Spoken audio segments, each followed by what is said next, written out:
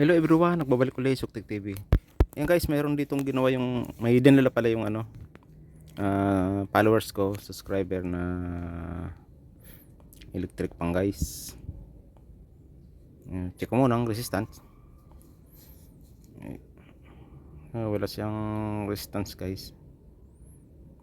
Check ko muna siguro ang plug nito, step by step. Ayan o.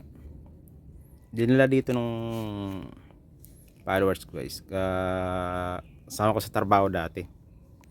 Mga ano natin yan, tropa. Shoutout pala Brad sa'yo. Maraming salamat sa pagpunta dito sa bahay. Yan. Ito guys, ngat-ngat to ng daga. Nilagyan ko ng tip kasi delikado. Baka maisaksak. Safety first tayo.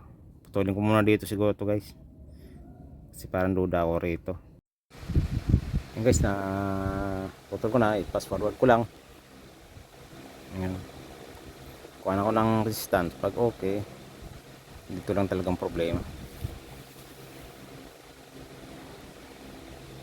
guys. Nakuha na ko pala ng resistance yan. Mayroon pala guys, hindi ko na lang pinakita. Okay naman, kaya yun. Ito mayroon ako ditong may video dito. Maganda to. Buksan ko na rin guys. Lagyan ko ng langis.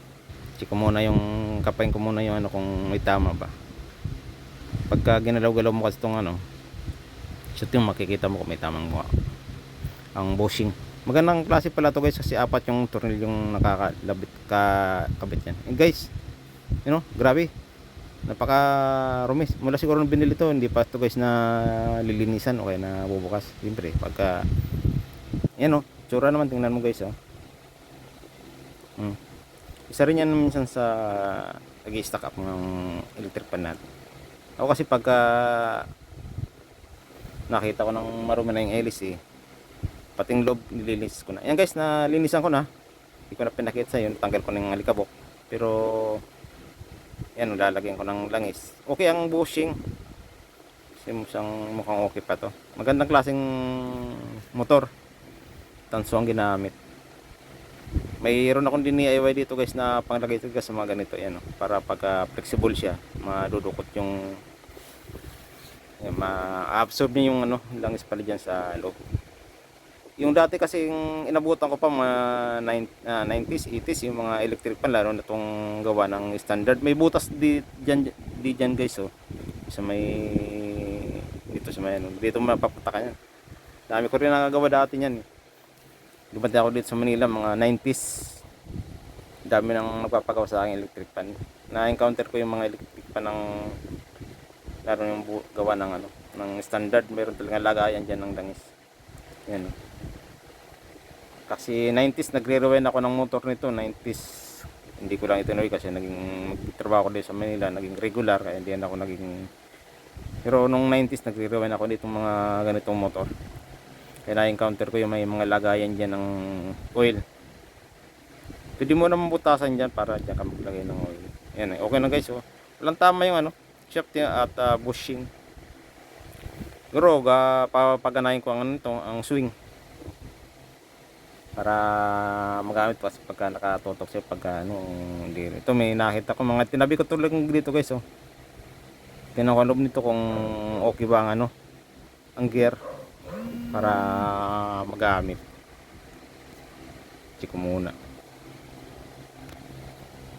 Magkapares lang din. Hindi ko na binaklas yung gearbox nun kasi para wala nang hassle. Yan guys, mukhang okay naman yung gear. Ayan mukhang wala pang, hindi pa lubog. Yung wala na pala guys pero may nagbaktas hindi na binalik. Ayan ito pala yung dati niya guys yun na siya kinain na. Ayan ito po pa to. Yung isa may tama na. Nakakuha ko ng tama na pa rin siya. Nakakuha pala ako nito sa matambakan ko. Kasi may mga nagbibigay sa aking electric pan yung mga ganito, tinatabi ko lang. Marami kasi din dito nagbibintang mga yung mga magbubuti, nag-iikot, mga ganito. Minsan may nagdadala din sa akin. Minsan hindi ko na binibili kasi tambak na ako dito sa mga ganito. Minsan mga bago pang electric pan, inaalok sa akin. Kasi dito parang wala sa banda namin na nagre-repair. Eh minsan hindi rin ako nagano kasi may trabaho ako, hindi ko rin matutukan yung mga ganito. Yan guys, ako na, medyo maluwag lang dito sa ano. Gagawin ko na ng paraan yan para matak dito. Hindi na bumili ng bago. Pagana lang to para pagka ginawa hindi lang yung ano, so dapat nagsiswing para pwede rin pag ginamit ng nagsiswing. Guys, i-bel ko lang. Bali ano pala to guys, gabi dinala dito gabi na, kaya ginawa ko kasi may pasok din sa trabaho yung dati kong katrabaho din na dito guys.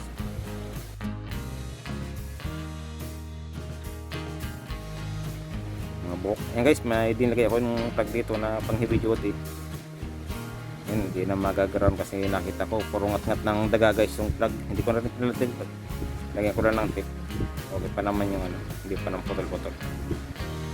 Safety first tayo para gumamit hindi ma-kuryente natin. Yan, ikot na. Yan guys, oh, siguro nahulog to.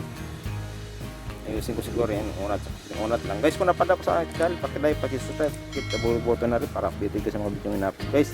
Maraming ulit salamat sa inyo sa mga subscriber. Maraming na kayo.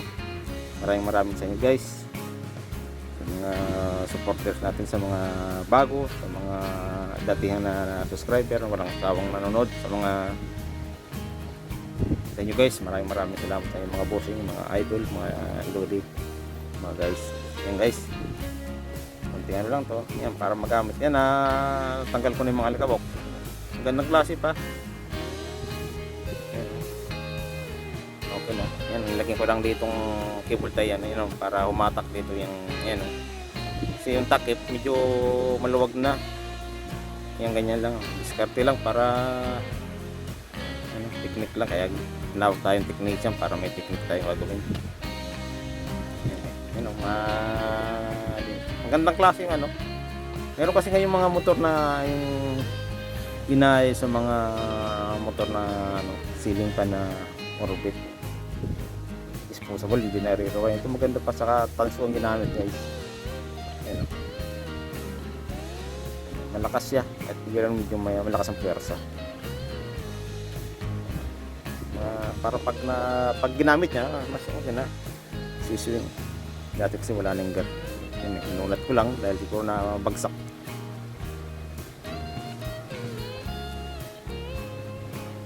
Bali gabi ko pa ito guys ginawa kasi bukas may trabaho din ako. Para kunin yan lang dito ng Brad. Maraming salamat sa Brad sa pagpunta mo dito. Okay guys, natapak ko lang muna dito, i-testing. Gandang klaseng ano, ganda pa yung ano. Pero nung may problema na hindi na ginamit, dislak man na yan. Yan guys, ano yan, natapak ko na siguro to. Okay na, ayos na. Kasi tinakpan kasi siguro dati nung ano, nasira na. Balik ko lang guys yung ano, lagyan ko pati ng panghatak para pwedeng steady, pwedeng pagganaan yan. Mga napupulot ko dito minsan na binibinta sa akin mga ano, tinatawi ko lang yung mga kasi importante tulad niyan, no? Hindi ka nabibili, minsan napupulot ko dito yun sa mga ano eh. Lalo na dun sa pinapasukan ko guys, pag may sirang electric pan, tinatapon lang sa basura ng mga operator. Kaya na yung mga gamit na maganda na siya, smooth na smooth. Ang tama kasi pag may tamang shafting or pushing, ito okay pa. Langis lang talaga guys. Salamat sa mga nanood, thank you for watching.